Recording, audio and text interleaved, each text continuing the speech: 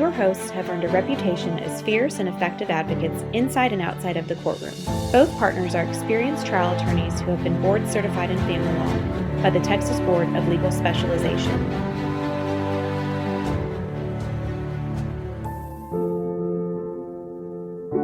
All right, well, thanks for tuning in to For Better, Worse, or Divorce, our podcast, where we'll provide you tips and insights on how to navigate divorce and child custody situations. I'm Brian Walters. I'm here with Jake Gilbreath, and today we'll be discussing some frequently asked questions that get asked as we approach tax season and how that could impact you if you're heading into a divorce or family law situation. This is mostly for divorce, but it could impact you if you had the custody case or a modification of a custody arrangement.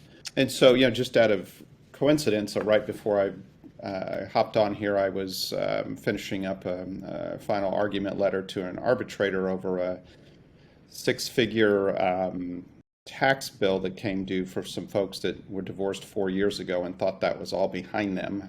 The IRS didn't think so, and that's who matters.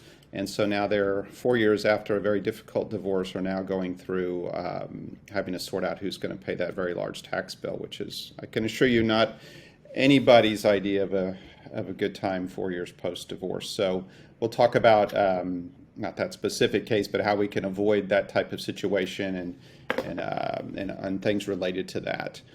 So I guess the basic concept, and it's really confusing. I constantly have to explain it in great detail to my clients, which is not surprising. They're not lawyers or tax accountants typically. It's an interplay of several different things. First of all, we're in Texas, so we don't have state taxes to deal with, fortunately, but we do have the IRS, and that's federal law. And one of the confusing concepts is that the divorce court in Texas, while it seems to have a lot of power and can tell people what to do for the most part, it actually can't tell the IRS what to do about your taxes. And so the divorce court cannot say, oh, you only owe, this much tax, or no, you're not, no, you're not married, or yes, you are married on, back in time, right? So these are concepts that you have to kind of understand going into it. The divorce court has limited power.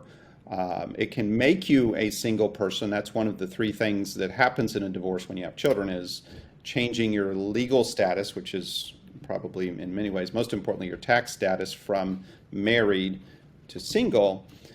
But it cannot tell the IRS how to calculate taxes or tell the IRS who to go after if there are tax issues, a husband or wife or spouse or whatever the situation is. So we'll get into all that, but that's kind of the big picture items. So I'll throw out some questions or some things that are related to how your taxes are impacted by divorce filing. So one of the issues that commonly comes up is, well, I'm in the middle of a divorce. Do I file as married status or do I file as single status? Well, the answer is you have to file married because you're married, and you determine that as by your legal status on the last day of the calendar year. So on December 31st, are you married or divorced? If you get divorced on January 1st, you're still married for the whole prior year. Likewise, if you get divorced on December 30th, you're single when you file that coming year, although that raises a number of other issues we'll have to get into. But generally, when you're in the middle of a divorce and you're still married and a tax filing comes due, let's say in mid-April, generally you have to make a decision. You have to file married, right, because you are married, and do you file jointly, which is what most people do when they're married and happily, or do you file married filing separately? That's one of the first questions you have to do, and this is a good example. The divorce court cannot tell you to file married filing jointly. You have that right. That's your choice to do it, and oftentimes if you do it, if each person files married filing separately, we get into a lot of questions and issues in taxes where, okay, well, who gets the deduction for the children? Who gets the deduction for the house mortgage payments or any other charitable deductions or whatever the other cases are? So Jake, instead of me doing all the talking, I'll kind of throw it over to you for a minute and ask you how when this comes up, and we're recording this right before March, so we're about to handle a lot of this issue here shortly in our cases. How do you typically deal with that, and what are the most typical issues that you deal with on that? Yeah, I mean, as a general concept, I always encourage people, of course, to talk to a CPA, about trying to figure out what the liability or refund or whatever would be.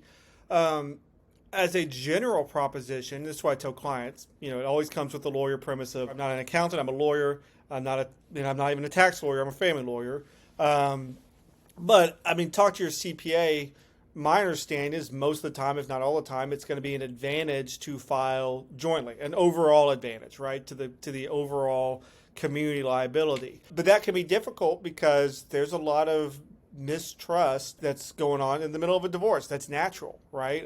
Somebody that you've promised to spend the rest of your life with in a partnership, you're going through a divorce, and then somebody may be behaving differently than you ever thought they would. Or it's just a natural tendency that you have, you're living in two different houses and you have lawyers, and so there's just kind of a wariness about it. And so I have a lot of clients that say, well, they'll come to me and they'll say, well, all during the marriage, my husband prepared the tax returns. I've never reviewed them. I mean, he's just like, get it put in front of me and I sign them, and that's how we did it. I'm not doing that while we're going through a divorce. He's going to game the system. He's going to do this. He's going to do that, which is fair to have that concern. And so what I usually tell people is, that's married, because like you said, Brian, you have to file married if that was your marital status at the end of the tax year that you're filing for. I usually tell people, you'll talk to your CPA because it's probably going to be beneficial overall for y'all to file jointly. Maybe not. Maybe there's a scenario where it's not, but probably will be. But rather than just do what y'all did during your marriage, which is, your husband just prepares it and you sign it, let's see if we can agree on a CPA, right? And, you could probably, it's going to be a little bit of an expense to have a joint CPA prepare it. But let's, if there's a lawyer on the other side that I work with routinely, she and I or he and I are probably going to have the same list of CPAs that we like, that aren't going to charge an arm and a leg, but do a good job that both parties can kind of coordinate with. And there's CPAs that would do that. So that's usually if a tax return comes due during a divorce for the prior year, I usually encourage people to, let's talk about having a joint CPA, prepare y'all's returns, prepare in the most advantageous way filing. Because what people forget, people will go off and say, well, I want her filing her tax return because she's got all this liability on her income. I don't. I paid my quarterlies or something like that. And so I want to file married filing separately because that's my taxes are going to look better than her taxes or his taxes are going to look. Well, it's still an overall obligation. Well, the divorce court can't say, y'all file it this way. The divorce court can certainly say, this is who's responsible for the liability, or take that into consideration in the overall division of the estate. So it's better off for the community overall. Even with that distrust, it's usually better off for the community overall to go talk to a joint CPA and work on it together to reduce the tax liability. Because, I was taught as a first-year lawyer, no matter how much people dislike each other in the middle of a divorce, we all dislike the IRS more. And so we can figure out some way to reduce the tax liability for the couple overall, in dealing with that year where they were married, even if they're going through a divorce now. But like I said, back to that mistrust. Think about getting a joint CPA or something, or if wife says I've always prepared the tax returns, she can return them, but then agree that the husband or wife or whoever has the right, to take the return and get it reviewed by an independent CPA. And that kind of helps with a lot of that mistrust. Totally. And the most common issue I see when somebody doesn't want to sign a tax return that I think is very valid and might even be wise to do is when there's a business that's owned by, well, it's community property, right? Probably. But maybe one of the spouses founded the company and works in it and the other one doesn't, right? So, and maybe during the course of the marriage, the business has been used for what I call gray expenses. So running things like maybe some of your personal expenses through the company, that maybe the company pays for vacations or pays for some cars or phones or that type of thing that, depending on the IRS rules, might or might not be legitimate tax deductions. Or maybe there's cash involved that's not being reported. That's common in certain businesses for sure. And what that does is that decreases the profit of the company in the prior years, which means less taxes, right? And maybe the other spouse was unaware of that, or just didn't really worry about it too much because less taxes, more money for the family. But now that the divorce is happening, generally what happens when there's a business like that one of the spouses works in and the other doesn't, generally the spouse that's working in it will end up with the company, and then it'll be valued and they'll have to buy the other spouse out of the community portion. But that lower profit that we're talking about because of either cash or expenses is going to mean the value of the business is less, right? And so that's a problem for that spouse who's not involved in the business and probably isn't going to end up with it. They want the company now to show a maximum amount of profit because that's going to increase their payout. It's totally normal and rational.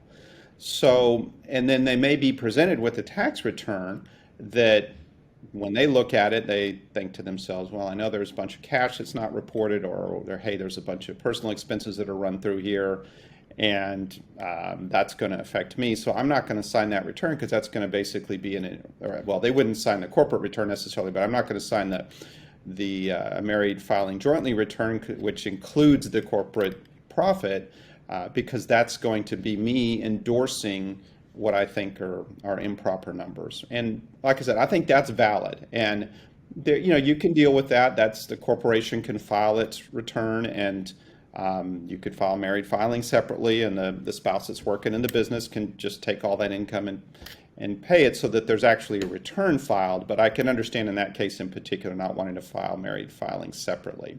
Very understandable.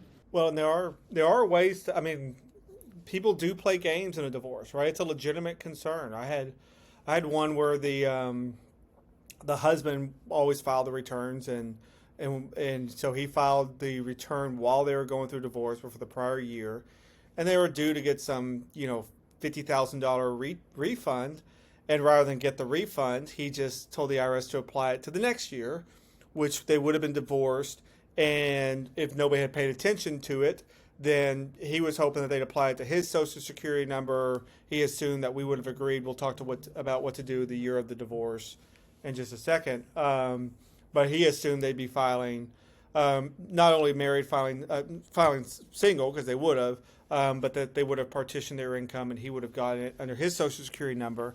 But that was a game that he played, pretty clever game. We caught him on it. We caught him on it at the courthouse because he had to produce documents pursuant to a subpoena that we sent. And you'll appreciate what this means, Brian. It came out almost at the start of the hearing when we got the documents in front of Judge John McMaster, which those listening that know Judge John McMaster can guess how that went. And it went very poorly for the other side, very, very rapidly. But it wasn't, had we not been paying attention, had we not issued the subpoenas, had we not sort of known to look for that trick, that would have been a $50,000 windfall, or I guess $25,000 windfall to the other side. And it was an intentional game during the divorce that got caught by us. Or if we had said, hey, let's have an independent CPA do this, then the independent CPA probably would have caught it as well. But there are, like you said, Brian, there are reasons to mistrust the other side. And sometimes it's just, the natural consequence of a divorce that maybe you want to trust but verify. I 100% agree. In this case I mentioned at the beginning has a 0 behind that number, and that's exactly the allegation, is that it was purposefully done. So, that's quite the thing. So I think that covers a lot of the issues of taxes when you're in the middle of a divorce, and it's in some ways simpler, in some ways more difficult, but it's just the law, which is Texas doesn't have legal separation. So all of the tax liability that's occurring, or all the taxes that are being paid or prepaid, are community assets or debts. And so it's not until you're actually divorced, even though you may have separated years ago, you may have filed your divorce years ago or a year ago, In some ways, that's if everybody's open or everybody's careful about what's happening, that's all going to kind of come out in the wash, and we're going to have a final spreadsheet which is going to show, here's the tax liability or here's a tax credit for next year that's been rolled over or whatever. And so that should be able to be dealt with fairly well, again, if everybody's transparent, or if they're not, you're doing your job as a lawyer to figure all that stuff out. Most of the, I think, more serious problems occur post-divorce. So at that point, the day you're divorced, let's say you're divorced, July 1st, the middle of the year. So then what does it look like in the coming years? So let's say you're divorced last year, 2022, on July 1st. And now you're getting ready, you're going into April of 2023 here shortly when we're recording this. What do you do for your taxes? Well, as we talked about earlier, you're going to file as a single person, unless you got married really quickly by the end of the year, which I don't think most people do, but maybe. You're going to file as single, and then you've got an issue, right, which is that the first half of the year you were married, and it's the money you were earning and the money your spouse was earning or the taxes you were prepaying, they're all community up until June 30th in that case, since you got divorced July 1st. So what do you do? It's a problem, right? Like, do you have to go back and basically break it into two pieces and cooperate with the person you just divorced, which is probably going to be difficult to figure all of this out? One answer is yes, you can. But that's a really difficult, complex thing, and it's such a problem that amazingly there's an amendment to the Texas Constitution which allows you to what's called partition your income. It's really the only kind of example of this that we have in Texas family law where you can, by agreement, say, well, we will pretend like we were divorced for tax purposes only back to December 31st of 2021. So that the entire year, last year, 2022 in this case, you just file your own return single and you just treat everything the way that it is. So and that's what most people do when they have an agreed divorce, which is 95% of all divorces ultimately are agreed. So that solves that particular problem. But then it creates another problem, right, which is the one you just mentioned. What if somebody during the year was over or under withholding? What if there was an unexpected tax event? Who gets what if one of the spouses was living in the house until July 1st and then the other person paying the mortgage and then the other person moved in on July 1st? Who gets the deductions even though they were paid by somebody else? So do you have any thoughts about how to deal with those particular issues? Well, I guess the first thought is deal with it, right? It is shocking. I'm sure you have the same experience, Brian. Like, how many lawyers either forget to deal with it, or maybe they do remember and they just they're silent and it's a problem for another day, or they just deal with it incompetently. I mean, it's a big issue, right? It could be, like you said, 6 figures. It could be a 7-figure issue for some couples. Regardless, it's money that needs to be addressed. The one I see that's most common, I guess, or the one that you really got to look out for, because most of the time it's going to be partition. It's going to be the easiest way to do it. It's, everybody has a W-2 income and they have sort of normal withholding, so there's really not that big a deal. And maybe we need to figure out who claims the mortgage interest deduction, or we split it, or what have you on a marital home and stuff like that. But it's just going to be so much easier partitioning, even if it was a slight advantage to file it one way or another. It's just going to be easier just partitioning income, filing as if you're single, claiming all your own income and deductions. But when you have somebody that's self-employed, there can be a problem if they haven't been paying. The most common problem I see is there's going to be a problem if they're not paying their quarterlies. As a reminder for those who are, so if you're self-employed, you need to be sending off quarterly income tax. I mean, there's no paycheck for them to withhold for unless you pay yourself a W-2 salary. But let's just say you pay yourself by just taking distributions from your company. And what you should do, anytime you take a distribution, if you're smart, you take it, you move it from your business account to your personal checking account. And then what I see, the best way of doing it is you have your separate savings account and you move whatever percentage you think you're going to owe the IRS, call it 40%. You move it to your savings account. That's not my money. That's the IRS's money. And then come quarterly taxes, you send it off, right? So you're current on your taxes. And there's a shocking amount of people out there that don't pay their quarterly taxes. And then come tax return time, it's, here's you owe $200,000 in taxes, and there's kind of a scramble, and, borrow from this or push for that, and then because they haven't been paying their quarterlies. And so if you're the business owner or the self-employed person and you don't pay your quarterlies, and so you're really, say, $200,000 behind on what you should have been shipping off to the IRS, and then you partition.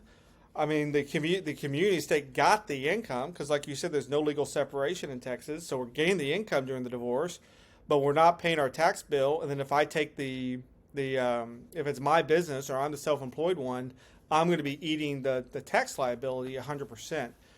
And so I see that mistake a lot, where people just not having that quick conversation with the client of like, okay, if y'all are W-2, do y'all do normal withholdings, right? Like, or are y'all somebody that doesn't withhold and then you pay the liability at the end, which is nothing wrong with that. It's just, you just be aware of that. Are you current on your quarterlies, or do you have a savings account? I've seen people, you have that savings account that's for your quarterly taxes. That's the IRS's money. And I've seen people put that on the spreadsheet as an asset, and then divide the estate, forgetting that that's really not your money, that's the IRS's money. So that's a long way of saying the biggest problem I see, and the one that I see flubbed most commonly by people, is when you have somebody that's self-employed that's not current on their quarterlies. Of course, you can have the reverse, right, where somebody's purposely overpaid their quarterlies to sort of, almost escrow money with the IRS. But that's, you had W-2 employees. There's issues that can come up. Like I said, that story, that guy was a W-2 employee, and he just super over withheld purposely so he could play that game. But usually you have W-2 employees, everything's going to be kind of straightforward and simple. Trust but verify. But when you have self-employed, then that's where you need to ask the follow-up questions as the lawyer, and maybe bring in a CPA. But a lot of people don't even ask those follow-up questions, and then you get the phone call 5 years later from somebody saying, well, how did this happen to me? And it's because it wasn't addressed in the divorce decree. Or say it's not divorce, and let's say you have the non-self-employed spouse, and you don't partition, and you say we just file it per the Internal Revenue Code, and then you owe $300,000, and the spouse that wasn't self-employed wasn't planning on that. I mean, it's owed, but I wasn't planning on it, so I wasn't actually getting the deal that I thought I was getting. It's a bad conversation both ways. Yeah, absolutely. And again, on this one that I keep referring to, there was a combination of things. It went to trial, and the court made certain rulings, and we've talked about the court kind of has limited power about that, and then they went and settled the rest, what they thought was the rest of their case in mediation post-trial. But the lawyers in that case didn't think it through, and they basically didn't think of high six-figure tax liability was going to be dropped on their head years later. But it happens, and you've got to address all of that. And I'm cleaning up the mess from these prior lawyers and the court, honestly. And so it is what it is. And by the way, one other thing about the underpayment for the self-employed, which of course usually means business owners, a lot of times it's not even purposeful. There's two things going on that kind of drive it. Number one is it's expensive to get divorced, 2 households to pay for, 2 electric bills, 2 cable bills, number one, and 2 sets of lawyers, maybe some experts on top of it.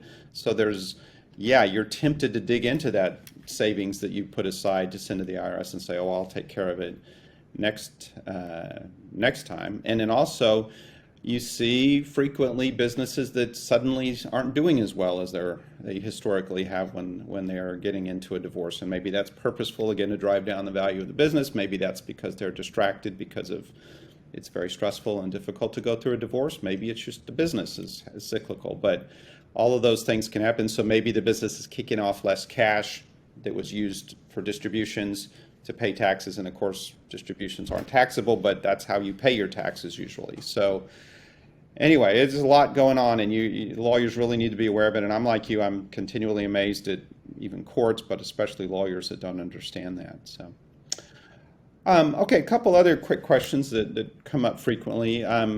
who gets to claim the kids on taxes after a divorce? And this is a classic case of the court can't tell you that. I get that all the time. Well, I want to deduct the kids on my decree, and I want that in the, if I'm going to pay child support, I should be able to, get the tax deduction. I want that in my decree. Bad news, you can't have that in your decree. Do you want to tell them why, Jake? I always use I guess the Joe Biden one's more like who has F-15s or not, or I guess the older one is who has nuclear weapons and who doesn't. So, Well, as far as kids, yeah, it's like you said, the IRS rules control, which whoever has more time with the kids, but you can claims them. Right? I have a lot of people that pay child support that say, well, why am I not? Why do I not get to claim the kids? I'm paying child support, and that's not the IRS rule. But you can agree that the other side, can claim the kids or child tax credit or head of household or what have you. And so that's something that can be done in a divorce. But then the other issue, yeah, as far as child support and spousal maintenance, I think is kind of a related topic. Child support is not income, right? So I'm not claiming my child support. If I receive child support, I'm not claiming it on my tax return, and I'm not deducting it if I'm paying it. And then spousal maintenance or contractual alimony is the same. It's I don't claim it as income, and I don't deduct it from my taxes if I'm paying it, which used to not always be the case. Brian, you'll probably remember the year changes 3 years ago or 2 years ago. 2017, I think, or maybe 18 is when it kicked in. It was somewhere around that time frame was when it kicked in, correct? Right. It was part of the Trump, basically the Trump tax code, because it used to be that spousal maintenance or contractual alimony was an above-the-line deduction for the person paying it, and the person receiving it would claim it on his or her taxes. And the family lawyers, the smart ones, and the smart litigants would figure out a way, again, everybody, even if you don't like each other, we dislike the IRS more, and we'd sort of figure out a way to sort of play games with property division, because, let's say husband's got the income earner, wife stays at home, he owns a business, so let's say his tax bracket's 38%, and he's going to pay, and let's say because he's getting the business, he owes wife, as part of the property division, let's say it's a 2-year marriage, she doesn't qualify for spousal maintenance, but as part of the overall property division, he probably owes her $200,000. Well, rather than just say I have a $200,000 note to you that I owe you, and I'm going to make payments over time with interest secured by the business, you'd say I'm going to pay you the $200,000, but I'm going to pay it as contractual alimony. That way, I claim, I'm paying the $200,000, but I'm deducting it on my taxes, so it's 38% off for me, the person paying it, because that's my tax bracket. And then wife, you're going to have to claim it on your taxes, but it may not even bump you into a taxable income bracket, or if it bumps you into a bracket, it's 15%. So let's negotiate and find a happy medium on that $200,000, somewhere between a 38% discount and 15%, to where we're all happy, we all make money, and so maybe the wife gets a little bit more money than otherwise she'd be entitled to under a note, and then but husband's willing to do that because he'll pay 15% more than he would have paid on it because he's really getting 38% off whenever he pays it. That's a long way of saying you'll see divorce decrees, older divorce decrees, have more contractual alimony in them for that reason, which can be frustrating sometimes when somebody comes in and you're explaining to him or her that there's you don't qualify for spousal maintenance in the state of Texas based on your facts, and they go, well, my best friend's neighbor's girlfriend's daughter-in-law got spousal maintenance or contractual alimony on a 3-year marriage. Why can't you get me that? And a lot of times, if you dig into it, it's because of that game that we used to be able to play. But we can't do that anymore. They got rid of that. So there's not, there may be a reason why you do something that's contractual alimony or even spousal maintenance, just for enforceability reasons. But generally speaking, there's not going to be a reason for contractual alimony, and you can't deduct it on your taxes, and the person receiving it doesn't have to claim it on his or her taxes like they used to. Yeah, exactly. I mean, the IRS, the federal government figured out smart divorce lawyers were conducting tax arbitrage, and I mean, it was a big number. I remember when it was something like 50 or 70 billion dollars a year with a B. the IRS was losing. If you consider the money you earn, the IRS is to begin with. But and so they just like, hey, we need money, so here's one way we're going to get it. And I don't think there was a lot of political sympathy for alimony payers or spousal maintenance payers, so it was a pretty low-hanging fruit to get. And I doubt we'll go back the other way on it. The reference to F-15s and atomic bombs was simply that the Texas divorce court cannot say in a decree, hey, you, Dad, get to deduct the kids on your federal income tax. Why? Because that's federal law, and that's kind of the joke, right? They have atomic weapons. The state of Texas does not. Therefore, the IRS, the federal government, gets to make that decision. And but you're right, you can agree. It's like a number of other things we've talked about. There's certainly a lot more flexibility if you agree on things. But if you go to court, the court's hands are somewhat tied with that. So anyway, well, that's probably maybe more information on taxes than you need. But if you have more questions, let us know. That's all we have for today. If you like what you've heard today, do us a favor and leave us a review. We appreciate all the feedback, especially when it helps us better the podcast. If you have any follow-up questions to this episode or would like to talk with one of us directly about your situation, reach out to us at podcast.waltersgilbreath.com, or you can contact us directly through our website, waltersgilbreath.com. I'm Brian Walters with Jake Gilbreath, and thank you for listening. For information about the topics covered in today's episode and more, you can visit our website at waltersgilbreath.com. Thanks for tuning in to today's episode of For Better, Worse, or Divorce, where we post new episodes every first and third Wednesday. Do you have a topic you want discussed or a question for our hosts? Email us at podcast@waltersgilbreath.com. Thanks for listening. Until next time.